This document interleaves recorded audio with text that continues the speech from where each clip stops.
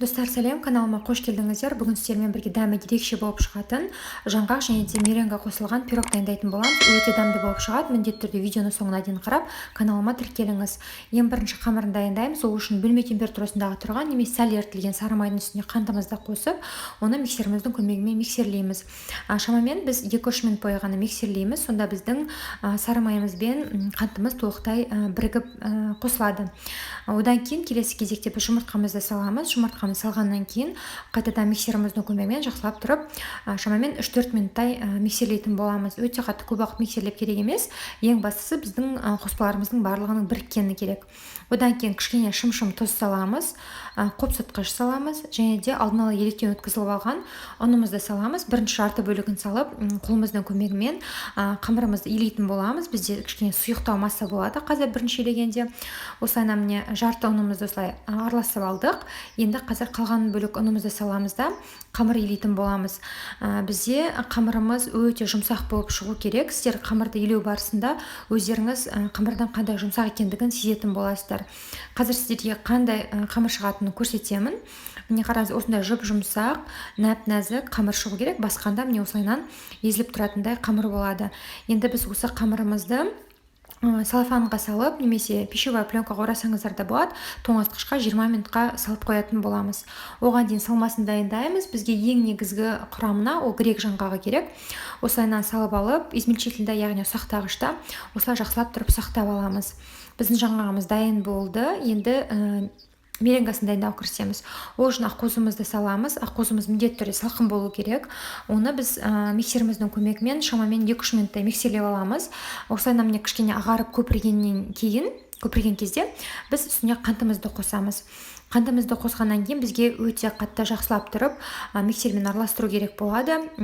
Миксеріміздің жылдамдығын күшейтсеңіздер болады. Ең максималды жылдамдықта біз креміміз осындай міне масса болғанға дейін жақсылап тұрып араластырамыз.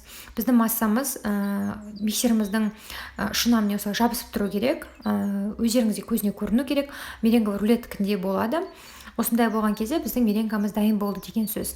Енді қазір жаңғағымызды меренгамызға саламыз. Одан кейін салғаннан кейін біз лопаткамыздың көмегімен оңай-оңай жеңіл-жеңіл қимылдармен шамамен 5-6 рет қана араластырамыз. Одан қатты көп араластырып керек емес. Біздің меренгамыз отырып қалуы мүмкін. Осылай міне араластырдық. Енді қазір осы салмамызды тоңазытқышқа қоя тұрамыз. Оған дейін біз қамырмен жұмыс жасаймыз. Формамыздың астына фольга немесе пергамент қағазын төсейміз. Менде 22 сантиметрлік диаметр. Қамырымызды алып шығып, кішкентай бір бөлігін алып қаламыз. Міне осындай кішкентай бөлік жеткілікті. Қалған бөлігін біз қазір осы формамызға толықтай орналастырып шығамыз. Шетіндегі бортиктарын шығарамыз. Біздің қамырымыз өте жұмсақ болғандықтан қолымыздың көмегімен осылайна бортиктарын барлығын шығарып, қамырымызды жайып шықсақ болады. Одан кейін шанышқының көмегімен осылай міне шеттерін барлығын басып шығасыздар. Сонда бізде шеткі бортиктері түзу болып шығады. Одан кейін көріп тұрғандарыңыздай артық жерлерін осылайна міне кесіп алып тастаймыз біркелкі болу үшін. Енді салмамызды саламыз. Салмамыз біздің қамырымыз дайындағанша тоңазытқышымызда тұрды. Толықтай салмамызды салып, осы лопаткамыздың көмегімен толықтай тегістеп шығамыз. Қатты көп уақыт бойы бөлме температурасында ұстап тұрмаңыздар. Тез арада осылай міне тегістеп шығып, одан кейін қалған қамырдан осылай ұсақ-ұсақ қылдырып, үстіне толықтай сеуіп шығатын боламыз. Міне мен толықтай үстіне сеуіп шықтым. Енді алдын ала қызып тұрған пеште міндетті түрде 180 градуста 30 минут пісіріп аламыз. Одан кейін әбден салқындатып алу керек. Менде шамамен 1,5-2 сағаттай тұрды. Енді қазір сіздерге кесіп көрсетемін. Қараңыздар, қандай әдемі болып шығады. Дәмі өте ерекше. Бізде жаңғақ пен меренганың дәмі қосылғанда және де қамыры жұмсақ, өте күшті пирог болып шығады. Міндетті түрде дайындап көріңіздер. Видеоның соңына дейін қарағаныңызға рахмет. Келесі кездескенше